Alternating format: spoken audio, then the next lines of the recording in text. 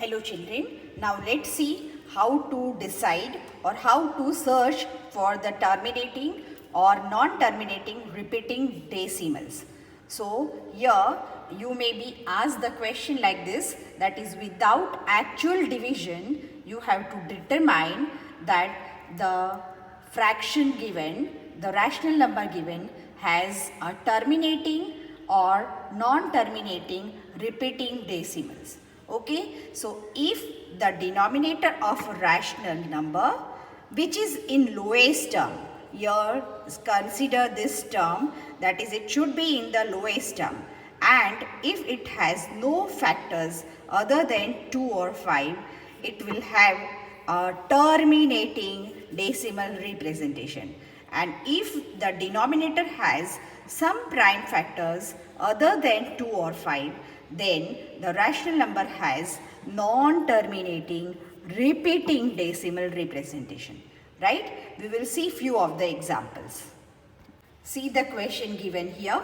Here without actual division you have to find out it has the terminating or it has non-terminating but repeating decimal representation. So what you need to see is you have to find the factors of the denominators. If it has factors of 2 or 5 or both, we will say that it has terminating.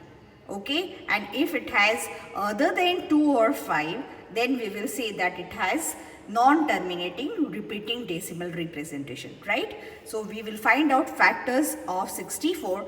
First thing is that it's in the reduced form only.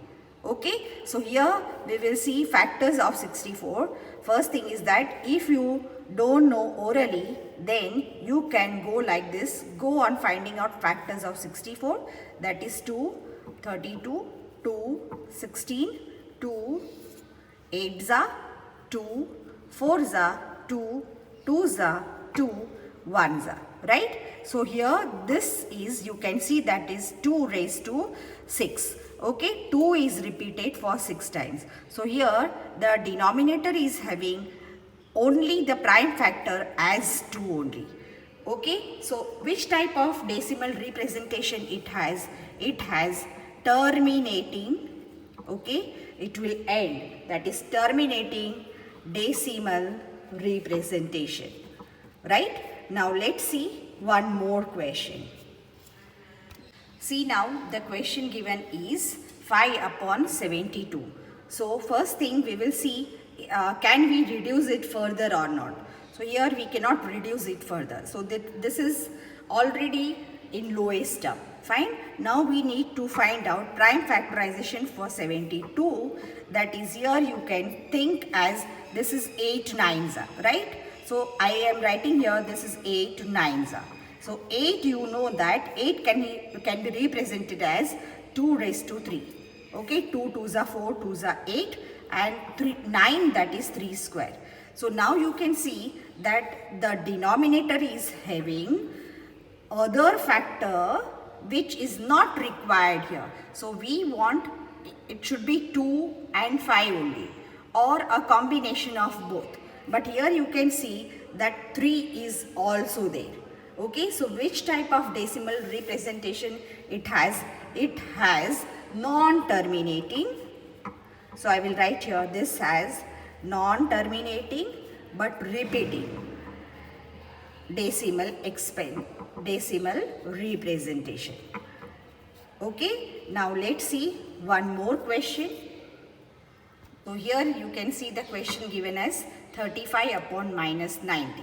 This you can consider as minus, you know that minus can be considered in the numerator. So this can be also written as minus 35 upon 90.